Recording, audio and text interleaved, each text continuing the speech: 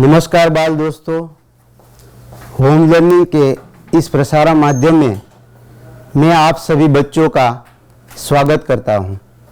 बच्चों, कोविड की इस महामारी में मास्क और सैनिटाइजर का उचित उपयोग करें और सुरक्षित रहे। दोहे इकाई के अंतर्गत हमने पहले भाग में सभी दोहों की समझ प्राप्त की थी। इस भाग में हम अभ्यास और स्वाध्याय के प्रश्नों की चर्चा करेंगे। तो चलिए बाल दोस्तों, आज का अध्ययन हम प्रारंभ करते हैं। तो बाल दोस्तों, पहले हम अभ्यास के प्रश्नों की चर्चा करेंगे। तो बाल दोस्तों, अभ्यास का पहला प्रश्न हम देखते हैं। बच्चों, ये जो प्रश्न है ये आपकी किताब में नहीं है, इसलिए आपको साथ अपनी कॉपी बुक में इसको लिखते जाना है। तो चलिए आज हम पहले प्रश्नों को देखते हैं। बच्चों, जो पहला प्रश्न है वो इस प्रकार है, कबीर जी सबके लिए क्या मांगते हैं? इसके चार विकल्प है। पहला विकल्प है धन, दूसरा है सोना, तीसरा है कुशलता, चौथा है खाना। अर्थात कि यहाँ पर जो प्रश्न दिए गए हैं बच्चों, आपके उनके उत्तर चार विकल्प के रूप में आपके सामने है। आपको जो सही विकल्प लगता है उसके सामने जो कोष्ठक दिया गया है उसमें आप सही का निशान करना है। तो बच्चों सोचिए, इन चारों विकल्पों में से कौन सा विकल्प सही है? हाँ, आपने सही सोचा, कुशलता इसका सही उत्तर है। तो चलिए दूसरा प्रश्न देखते हैं। अब हम रहीम के अनुसार कैसे नर मर चुके हैं? पहला विकल्प है किसी से मांगने वाले, कुसंग करने वाले, दूसरों को दान देने वाले, बड़े बड़े बोल बोलने वाले। तो सोचिए बच्चों, इनमें से कौन सा विकल्प सही होगा? हाँ, आप उत्तर के बिल्कुल करीब है, किसी से मांगने वाले उत्तर सही है। तीसरा प्रश्न देखते हैं, विद्या धन कैसे प्राप्त हो सकता है? इनके विकल्प है। पहला विकल्प है मांगने से, परिश्रम से, चुराने से या बांटने से। तो बच्चों सोचिए कि कौन सा उत्तर सही होगा? हाँ, ये आपका उत्तर बिल्कुल सही है। परिश्रम के द्वारा विद्याधन प्राप्त हो सकता है। अब चौथे प्रश्न को हम देखते हैं। इस काव्य में कंचन बरसे मेघ का अर्थ क्या होता है? इसके विकल्प है सोने की बरसात होना, धनवान होना, बहुत बरसात होना, निर्धन होना। तो सोचिए कि इसका सही उत्तर क्या होगा? हाँ, आपका उत्तर बिल्कुल सही है, धनवान होना इसका उत्तर है। बहुत बढ़िया बाल दोस्तों। अब हम पांचवा प्रश्न देखते हैं, बड़े लोग क्या नहीं करते हैं? पहला विकल्प है किसी का सम्मान नहीं करते, दूसरा विकल्प है अपनी प्रशंसा नहीं करते, किसी से सीधे मुंह बात नहीं करते, अंतिम विकल्प है कोई भी काम नहीं करते हैं। रहीम जी का जो दोहा पढ़ा था इसमें से ही ये प्रश्न लिया गया है। तो सोचिए जरा कि इसका सही उत्तर क्या होगा? हाँ, सही उत्तर होगा अपनी प्रशंसा कभी नहीं करते हैं। अब हम छठे प्रश्न को देखते हैं बाल दोस्तों। दोहे के अनुसार उत्तम प्रकृति के लोग क्या नहीं छोड़ते हैं? इसके विकल्प है अपना स्वभाव, अपना क्रोध, अपना मान, अपना काम। सोचिए दोस्तों, इसका सही उत्तर क्या होगा? हाँ, बिल्कुल आप प्रश्न के उत्तर के करीब है। वे अपना स्वभाव नहीं छोड़ते हैं, यानी कि पहला जो विकल्प है वही सही है। बहुत बढ़िया बाल दोस्तों। अब सातवां प्रश्न देखते हैं। बिना सोचे समझे काम करने से क्या होता है? पहला विकल्प है काम ठीक होता है, दूसरा विकल्प है काम बिगड़ता है, तीसरा विकल्प है कुछ नहीं होता है, चौथा विकल्प है काम बन जाता है। सोचिए सोचिए, हाँ, आप प्रश्न के उत्तर के बिल्कुल करीब है। हमारा काम बिगड़ता है। बहुत बढ़िया दोस्तों। अब हम 8वां प्रश्न देखते हैं। तुलसीदास जी कैसे लोगों के घर जाने से इनकार करते हैं? इसके विकल्प इस प्रकार है। जिनकी आंखों में हमारे लिए स्नेह न हो, जिनके पास धन न हो, जिनके पास ज्ञान न हो, जिनकी नीयत ठीक न हो। तो इस प्रश्न का क्या उत्तर होगा बाल दोस्तों? हाँ, जिनकी आंखों में हमारे लिए स्नेह न हो, यही उत्तर सही है। तो अब हम 9वां प्रश्न देखते हैं। 9वां प्रश्न है, बुरी संगति के लिए काव्य में कौन से शब्द का प्रयोग किया गया है? तो इसके विकल्प है बुरी सोहबत, दूसरा विकल्प है संगति, तीसरा विकल्प है कुसंगति और चौथा विकल्प है कुसंग। हाँ, जरा सोचिए बाल दोस्तों, कौन सा उत्तर सही होगा? हाँ, बिल्कुल ठीक है, कुसंग जो चौथा विकल्प है वही ठीक रहेगा और वह भी उचित है। तो बाल दोस्तों, हमने यहाँ पर ये जो एमसीक्यू प्रकार के प्रश्न रखे उनके बारे में सोचा। तो बाल दोस्तों, अब हम दूसरे प्रश्न की चर्चा करते हैं। बाल दोस्तों, दूसरा जो प्रश्न है वह शब्दार्थ के रूप में हमें दिया गया है। यहाँ पर जो शब्द दिए गए हैं उनका हमें अर्थ देकर वाक्य प्रयोग करना है। तो चलो पहला शब्द देखते हैं। पहला शब्द है उद्यम। इसका अर्थ होता है परिश्रम या मेहनत। सबको परिश्रम करना चाहिए। अब हम दूसरा शब्द देखते हैं। दूसरा शब्द है प्रकृति। इसका अर्थ होता है स्वभाव। मोहन का स्वभाव अच्छा है। अब तीसरा शब्द देखते हैं। तीसरा शब्द है खैर। इसका अर्थ होता है कुशलता। आप कुशल रहो, ये मेरी कामना है। अगला शब्द देखते हैं।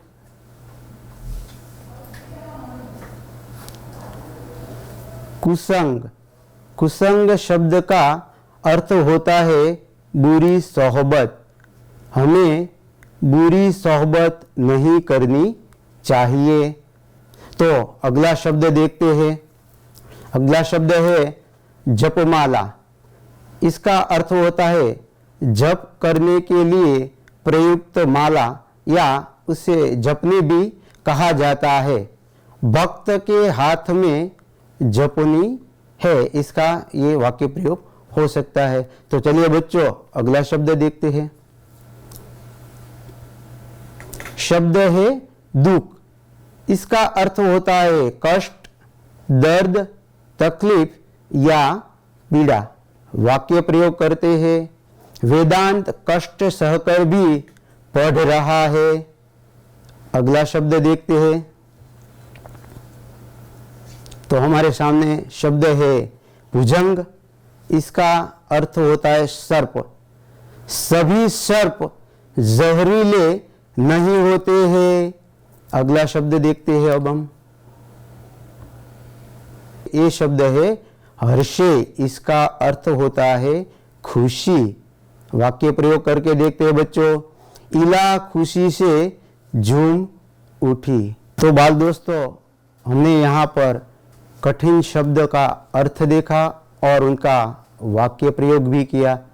ये वाक्य प्रयोग आपने देखे कि किस प्रकार वाक्य प्रयोग कर सकते हैं। तो आप भी अपने घर पर इन्हीं शब्द के अर्थ का वाक्य प्रयोग अपनी ओर से कीजिए। तो चलिए बाल दोस्तों, अब हम तीसरे प्रश्न की ओर आगे बढ़ते हैं। तीसरा प्रश्न देखते हैं। बाल दोस्तों, तीसरे प्रश्न में आपको कुछ प्रश्न दिए गए हैं। इन प्रश्नों का उत्तर आपको अपनी ओर से लिखने हैं। हाँ, मैं इन प्रश्नों के बारे में थोड़ी चर्चा करूंगा। इन चर्चा के आधार पर आपको प्रश्नों के उत्तर अपनी ओर से लिखने हैं। तो पहला प्रश्न है, यदि भगवान आपसे कुछ मांगने के लिए कहे तो आप क्या मांगेंगे? सोचिए बच्चों, भगवान हमसे आकर मिले और कहे कि कुछ मांगे, तो सोचिए क्या आप मांगेंगे? भाई मुझे मांगना पड़े तो मैं तो एक ही बात मांगूंगा कि हे ईश्वर, जो कोरोना रूपी महामारी सारे विश्व में व्याप्त है उसे हटा दीजिए ताकि हम खुश होकर अपनी जिंदगी बसर कर सके। तो बच्चों, आपने सोचा कि आप क्या मांगेंगे? क्या आप खिलौना मांगेंगे? ओ बहुत बढ़िया। हाँ, कोई पंख भी मांग सकता है भाई, मर्जी आपकी है, आप जो चाहे मांग सकते हैं बच्चों। अब हम दूसरा प्रश्न देखते हैं बच्चों। दूसरा प्रश्न है, अच्छे व्यक्ति की संगति से आपको क्या लाभ हो सकता है? तो बच्चों, एक युक्ति बहुत प्रसिद्ध है, जैसा संग वैसा रंग। अर्थात हमारी संगति या मित्रता जैसी होती है, अर्थात हमारी संगति या मित्रता का प्रभाव हमारे जीवन पर गहरे रूप में पड़ता है। हम अच्छे लोगों की संगति करें तो हमारे अंदर जो दुर्गुण है वह तो दूर होते ही है, साथ में अच्छे संस्कार भी हमें आरोपित होते रहते हैं। यानी कि हमारा जो जीवन है वो उन्नत बनता रहता है और हमारा मन व चित्त शांत और शीतल भी होते हैं। तो आइए बच्चों, अब हम तीसरा प्रश्न देखते हैं। लोग धर्म के नाम पर कौन से आडंबर करते हैं? तो बच्चों, आज हम देखते हैं कि हमारे आसपास धर्म के नाम पर कई प्रकार के आडंबर किए जाते हैं। उनके बारे में जानिए और इनका उत्तर आप अपनी ओर से लिख दीजिए बच्चों। अब अगला प्रश्न देखते हैं बच्चों। लोग किन किन कारणों से भीख मांगते हैं? सोचिए बच्चों, हम जब रास्ते पर जाते हैं तो कई बच्चों को, कई बूढ़ों को भीख मांगते हुए देखते हैं।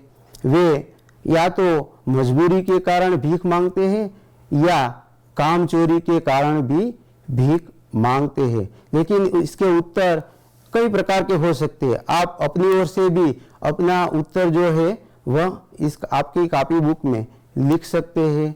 बच्चों, ये अभ्यास के जो प्रश्न है वे हमने देखे, इनको आप अपनी कॉपी बुक में लिखिए और अपने माता पिता को दिखलाइए। तो चलिए बच्चों, अब हम स्वाध्याय के प्रश्नों की चर्चा करेंगे। पहला प्रश्न है, कबीर साईं से कितना मांगते हैं? तो बच्चों, कबीरदास के दोहे जब हमने पढ़े थे उसमें पहले दोहे में ही इसके बारे में उन्होंने उत्तर, तो इसके बारे में हमें समझाया था। कबीर बहुत कुछ नहीं मांगते हैं, थोड़ा ही मांगते हैं जिससे उनके परिवार का लालन पालन हो सके और उसके आंगन आने वाले दीन दुखी गरीब आदि लोगों का भरण पोषण कर सके, उसके पेट की आग को बुझा सके, इतना ही धन वे मांगते हैं। तो चलिए बच्चों, अब हम दूसरा प्रश्न देखते हैं। बिना सोचे समझे काम करने से क्या होता है? कबीरदास जी ने अपने दूसरे दोहे में इसके बारे में हमें बताया है। बिना सोचे समझे हम काम करेंगे तो हमारा काम बिगड़ जाएगा और हमें पछताना भी पड़ेगा और हमें जग हाँसी का पात्र भी बनना पड़ेगा। तो चलिए बच्चों, अगला प्रश्न हम देखते हैं। चंदन और भुजंग के उदाहरण द्वारा रहीम जी क्या कहते हैं? रहीम जी ने चंदन और भुजंग का सुंदर उदाहरण दिया है कि चंदन जो होता है वे शीतल होता है और सर्प जहरीले होते हैं, और चंदन के वृक्ष पर ये जहरीले सर्प लिपटे हुए होते हैं, लेकिन उनके जहर का असर चंदन पर कभी नहीं होता है। अर्थात चंदन जो होता है अपनी शीतलता, अपनी सुगंधितता कभी नहीं छोड़ता। यही समझाने का रहीम जी ने प्रयास किया था। तो चलिए दोस्तों, अब हम अगला प्रश्न देखते हैं। रहीम बड़े लोगों की क्या विशेषता बताते हैं?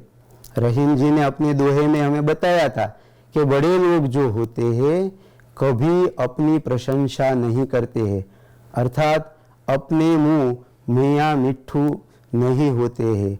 जो लोग बड़े होते हैं वे अपनी खुद की प्रशंसा अपने आप नहीं करते हैं। तो बाल दोस्तों, अब हम 5वां प्रश्न देखते हैं। तुलसीदास जी किसके घर नहीं जाना चाहते? तो तुलसीदास के 2 दोहे थे, हमने पढ़े थे।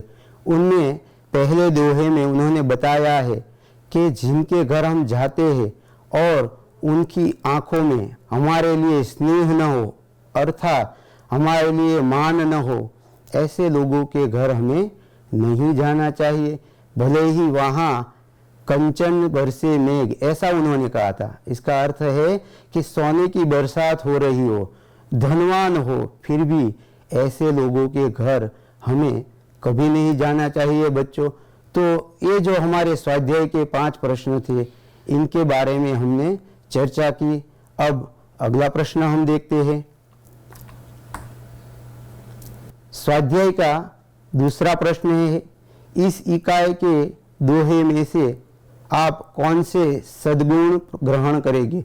बाल दोस्तों, ये दोहे जब हमने समझे थे तब हमको कई सारे गुण इसमें ग्रहण किए गए थे, जैसे कि दान प्रियता, प्रेम, अच्छे लोगों की संगति का महत्व, परिश्रम आदि जैसे हमारे जीवन उपयोगी जो गुण है, इनको इन दोहों में प्रकट किया गया है। तो ये जो गुण है, इन गुणों में से कौन से गुण अपने अंदर ग्रहण करना चाहते हैं, इसके बारे में आपको सोचना है और इसका उत्तर आपको लिखना है। तो चलिए बाल दोस्तों, अब हम अगला प्रश्न देखते हैं।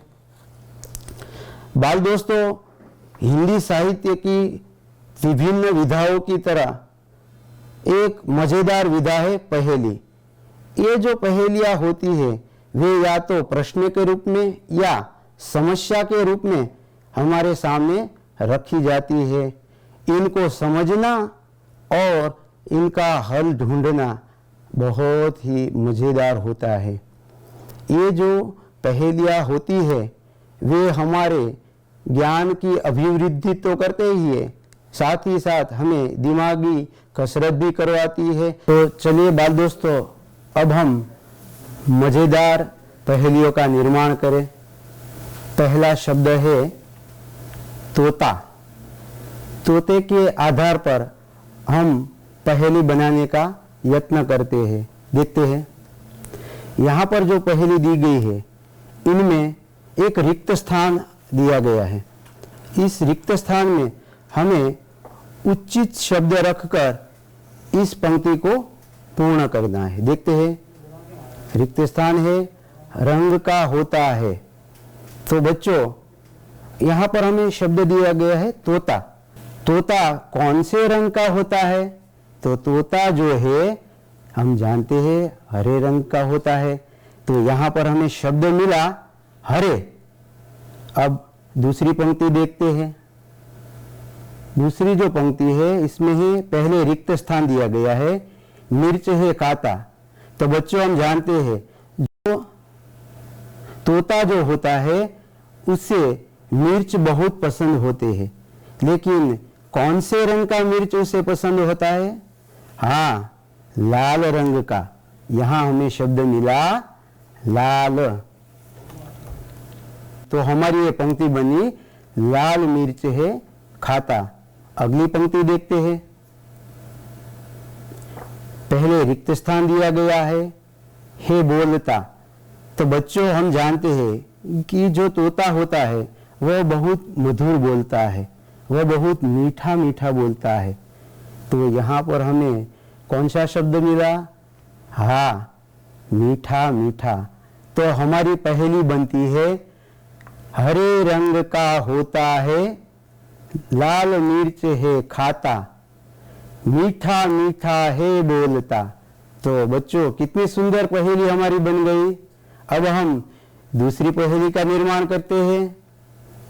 यहाँ पर हमें शब्द दिया गया है पतंग। तो पतंग के आधार पर हम पहेली का निर्माण करते हैं। वाह, बहुत बढ़िया हमें पंक्ति दी गई है कि बिना, फिर रिक्त स्थान दिया गया है, ही उड़ती रहती। तो बच्चों हम जानते हैं कि सभी पंछियों को उड़ने के लिए पंख चाहिए।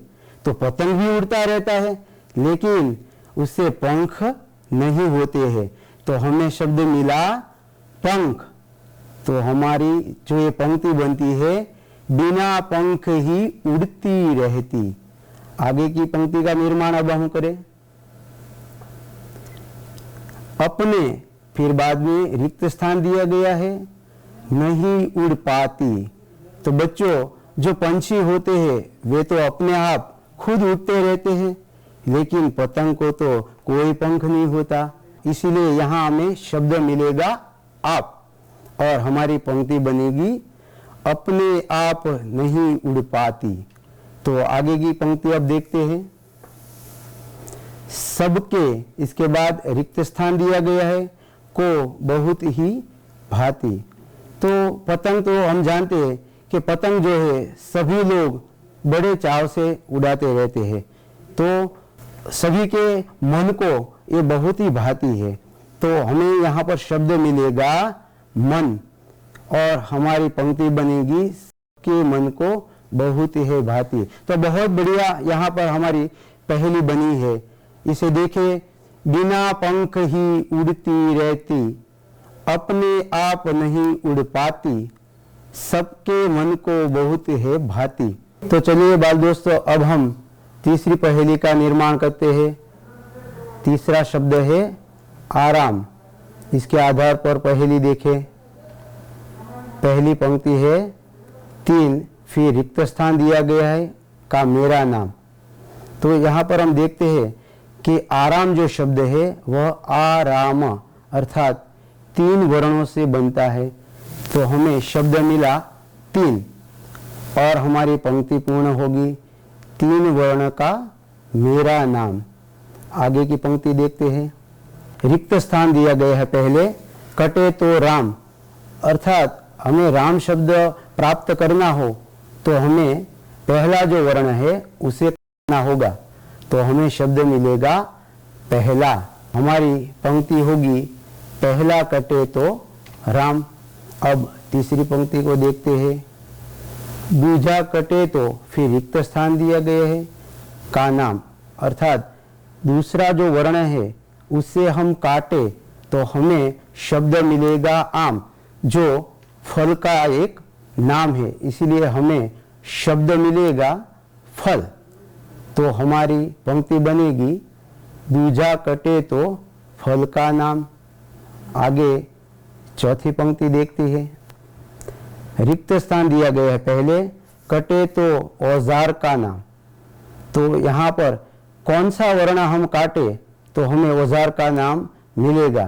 तो यहाँ पर जो शब्द दिया गया है इनमें आराम जो शब्द है इनमें जो अंतिम वर्ण है उससे हम काट ले तो आरा शब्द हमें मिलेगा, अर्थात कि हमें शब्द मिला तीसरा।